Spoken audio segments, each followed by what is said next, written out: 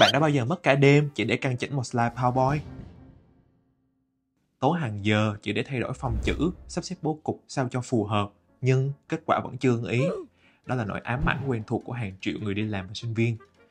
Gamma ra đời để xóa bỏ điều đó. Với AI, bạn chỉ cần vài phút để biến ý tưởng thành một bản trình bày gọn gàng, chuyên nghiệp và sẵn sàng để chia sẻ. Và kết quả thực sự ấn tượng, chỉ với đội ngũ khoảng 30 người, Gamma đã có hơn 50 triệu người dùng toàn cầu và đạt doanh thu thường niên hơn 50 triệu đô la.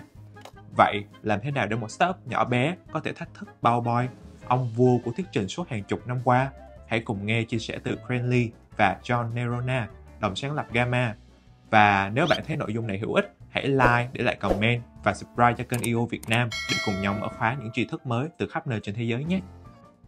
Before you rush into trying to apply new technology, start with a problem. Find a problem or a space you're personally passionate about, because AI aside, if you're going to be starting a business to solve a problem, you're going to be invested in it for many, many years. My name is Grant Lee. I am the CEO and co-founder of Gamma. Reimagine the way people share and present their ideas. Traditionally, people use tools like PowerPoint and slides to encapsulate their thinking and to then communicate that with others. At Gamma, we're trying to build a new set of building blocks to help you achieve the same goals, but do it in a way that feels new, feels easier, and allows you to generate output that isn't possible with current tools. We have millions of users worldwide. Korea, Japan are among some of our fastest growing countries. Users in those countries really embracing this idea that new building blocks gives them a potential to create new things. And they're eager to build, they're eager to embrace new technology, and they're willing to be these early adopters of things that allows them to free up their creativity in ways that they couldn't do in the past.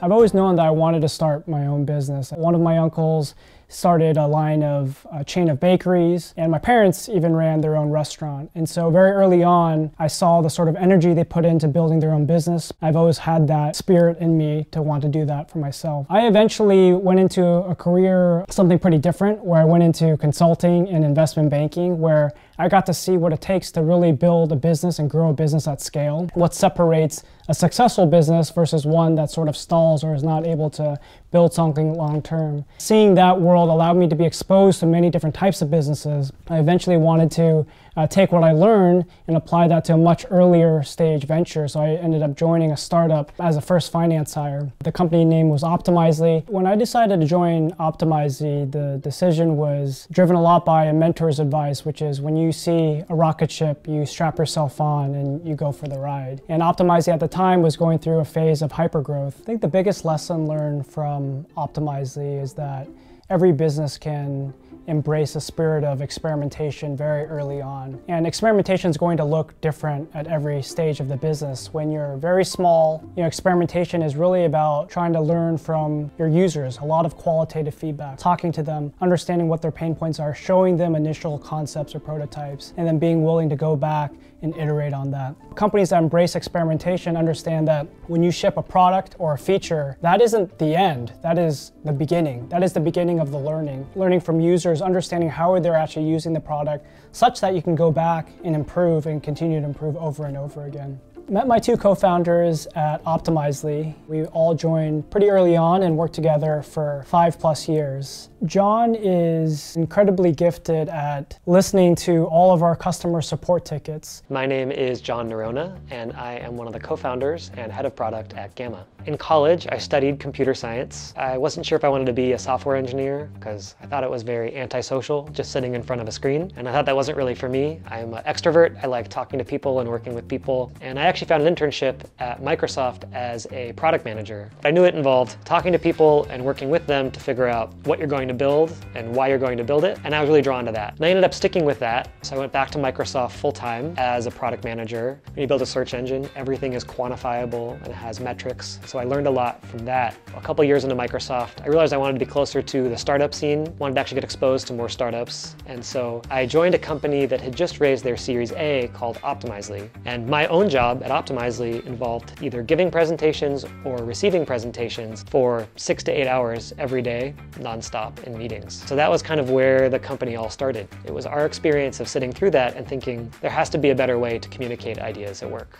That's how the company was born. So for me, some of the strengths I tried to lean into and really develop as a product manager were constant curiosity. I've always been interested in learning more about how people are actually using a product and what their challenges are. At large companies, that usually meant digging into data. So I would say one of the strengths I've worked most on is quantitative analysis so that you can actually understand your company's metrics. Smaller companies, it's often been much more qualitative. So it's doing a lot of very hands-on user research and understanding what people are really doing with your products.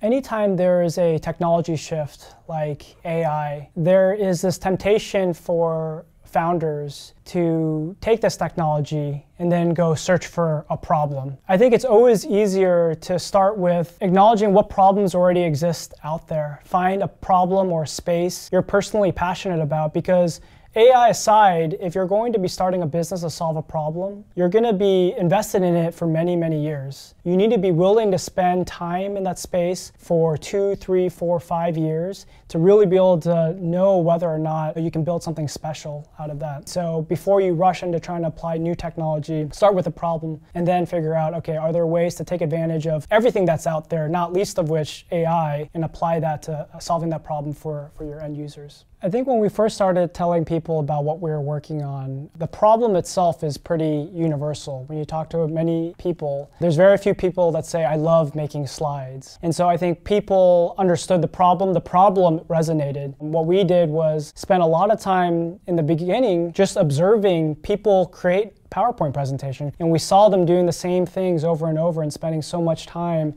doing the work to format and design, and then oftentimes moving back into like a document and then go back into PowerPoint to like go back to designing. It was a very disjointed process. So we believe that ultimately we can come up with a new way of creating, and a new way of creating requires different building blocks. If it didn't require so much effort to format and design, maybe the overall experience could be dramatically simpler, much faster, and hopefully more delightful for the end user. The first versions of the product are definitely very rudimentary. You're trying to get at the essence of what you believe your product could be one day. And so we built a very basic text editor without a lot of features that was just broken up into sections. And so in each section you could type words, you could add pictures, and then there was a present button where you could step through each of these sections one by one.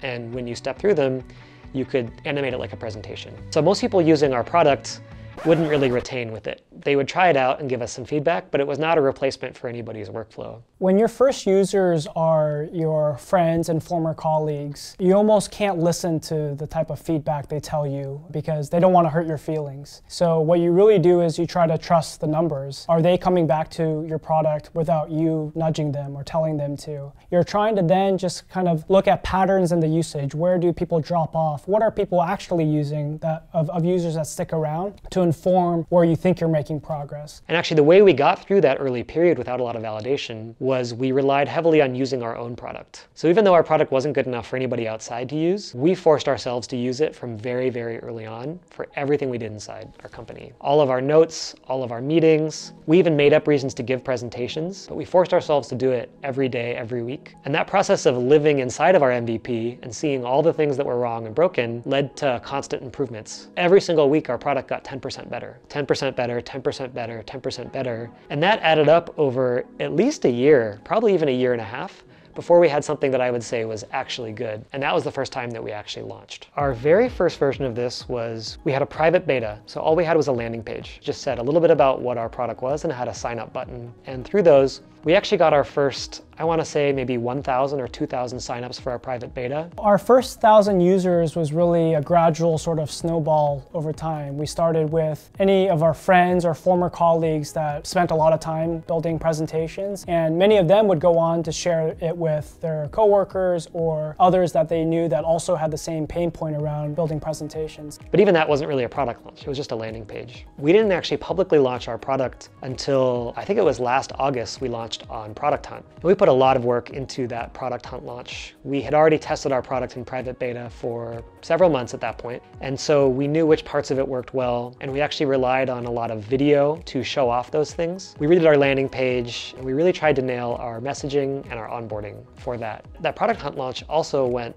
a lot better than I expected, actually. We ended up being the #1 product on Product Hunt, and we saw a clear spike in signups, where suddenly we got thousands of signups in our product just over the course of a day. Although we had that first upswing of users, it still plateaued and then leveled off at a lower rate, to the point where we were getting maybe hundreds of signups a day after that. It wasn't enough for us to feel really confident that we had actually nailed the value proposition. So we spent probably 6 months after that just iterating with that base of users we were getting. I emailed every single person who signed up, and I asked, how did you hear about us, and do you have any feedback for us? I emailed the ones who ended up using the product, and also the ones who took one look and didn't use the product. And we actually went through all that feedback and just looked at what were some of the most common problems that people brought up. Sometimes it was missing features, sometimes it was bad expectation setting. So we very gradually iterated on that until we could do a much bigger launch this past March. At the time of our public beta, we didn't have any of our current AI capabilities. So we actually ended up spending a lot of time after our initial public beta launch really redesigning the entire creation flow with AI at the core. And we realized at some point we would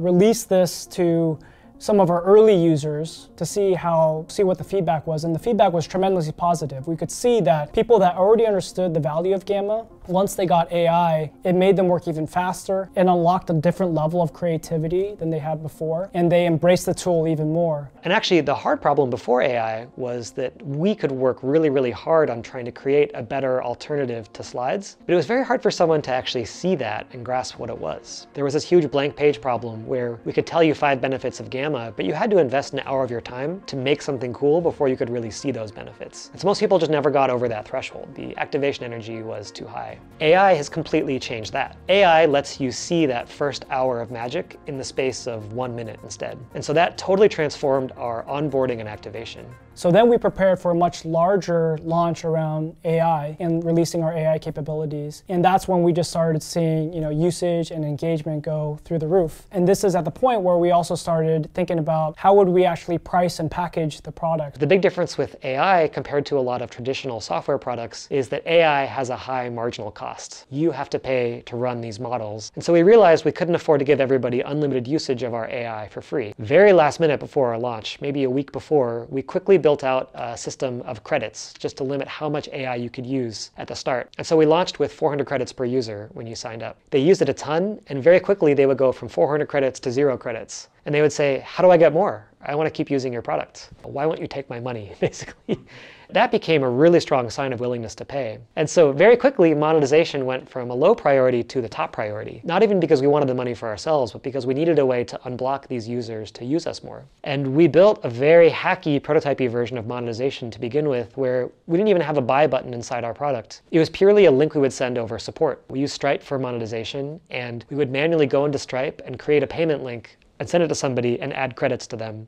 And that very quickly validated that people were willing to pay. I think within an hour of sending our first payment link, the first person paid. And that allowed us, maybe like a month and a half ago, to launch self-serve pricing in the products. And that's what's gotten us past our first 1,000 paying customers. The one that has most amazed us has just been the sustained sign-up growth that we're seeing. So we're now in the millions of users, and just recently we crossed over 50,000 people signing up in one day. And actually that day was the 4th of July, which here in the US is like one of our biggest holidays, and so nobody was even at work. But it showed us actually the international growth, where people outside the US were discovering our product and using it in ways we couldn't even imagine. So we've been really happy to see how quickly we've been able to monetize many of these new signups.